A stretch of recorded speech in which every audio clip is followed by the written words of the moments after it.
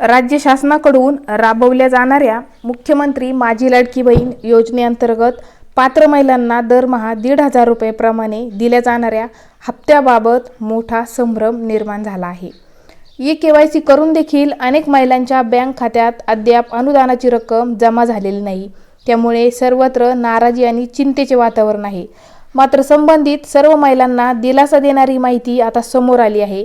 मुख्यमंत्री माझी लाडकी बहीण योजनेचा लाभ घेण्यासाठी शासनाने ई-केवायसी प्रक्रिया बंधनकारक करून त्याकरिता 31 डिसेंबर 2025 पर्यंतची मुदत दिली होती। या कालावधीत राज्यभरातील लाखो महिलांनी ई-केवायसी प्रक्रिया पूर्ण देखील केली। मात्र त्यानंतरही अनेक पात्र महिलांच्या खात्यात 1,500 रुपयांचा नियमित हप्ता जमा न झाल्याच्या तक्रारी केल्या जात आहेत। काही महिलांना नियमितपणे अनुदान मिळत असताना अनेक महिलांना मात्र अद्याप नियमित हप्त्यासाठी प्रतीक्षा करावी लागत आहे। विशेषतः ग्रामीण भागातील महिलांना याचा मोठा फटका बसत आहे। ई-केवायसी करताना विचारण्यात येणाऱ्या प्रश्नांची योग्य माहिती नसणे, तसेच तांत्रिक अडचणी, आधार कार्ड व बँक खात्याचे लिंकिंग अपूर्ण असणे, तसेच अर्जात चुकून चुकीची माहिती भरली जाणे या काही कारणांमुळे अनेक महिलांचे अनुदान रखडल्याचं समोर येत आहे। काही महिलांनी ई-केवायसी करताना अनावधानाने चुकीची उत्तरे दिले, त्यांचे अनुदान थांबवण्यात आल्याची उदाहरणे दिसून येत आहेत।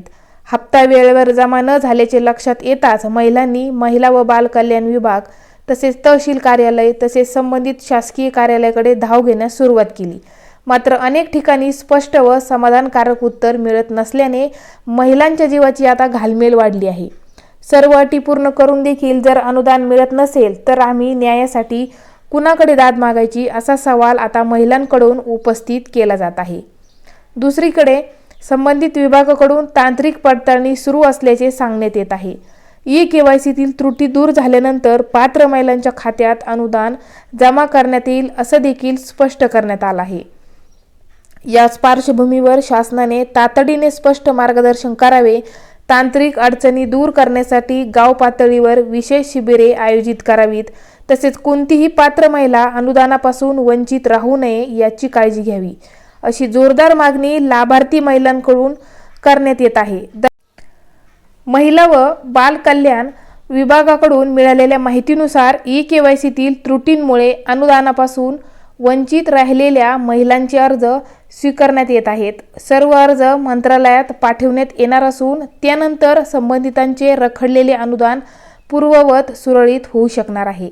राज्य सरकारने मकर संक्रांतीच्या आधी 2 महिन्याचे एकत्रित अनुदान देण्याचे जाहीर केले होते। मात्र न्यायालयाने हरकत घेतल्याने 2 महिन्यांचे अनुदान वितरित करण्यात अडचण आल्याचे देखील महिला व बाल कल्याण विभागाच्या सूत्रांनी यावेळी सांगितले। तुम्हाला डिसेंबर महिन्याचा हप्ता मिळाला का? कमेंटमध्ये नक्की सांगा। चॅनलवर नवीन असाल तर चॅनलला सबस्क्राईब करायला विसरू नका।